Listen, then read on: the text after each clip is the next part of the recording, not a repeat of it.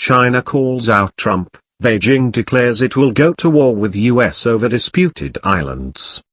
China has told the US that only a large-scale war would prevent access to the disputed islands in the South China Sea. State-controlled newspaper The Global Times warned incoming President Donald Trump he would be foolish to stop China from accessing the islands. The paper wrote on its website, "Unless Washington plans to wage a large-scale war in the South China Sea, any other approaches to prevent Chinese access to the islands will be foolish." It added that the US has no absolute power to dominate the South China Sea. The warning comes after Secretary of State nominee Rex Tillerson said such access should be restricted.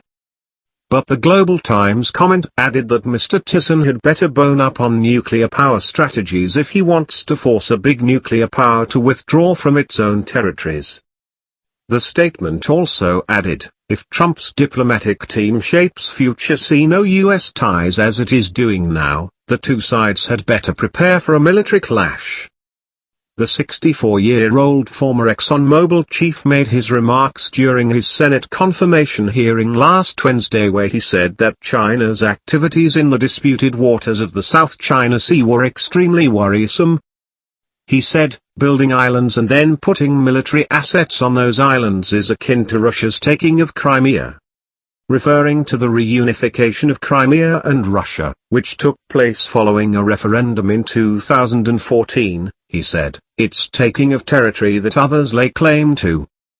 Mr. Tillerson added, we're going to have to send China a clear signal that first, the island building stops, and second, your access to those islands also not going to be allowed. China has laid claim to much of the South China Sea, which is also claimed, in part, by Vietnam, Taiwan, Malaysia, and Brunei. In a move that has been widely condemned, China has built various artificial islands in the sea, which have been used for military purposes.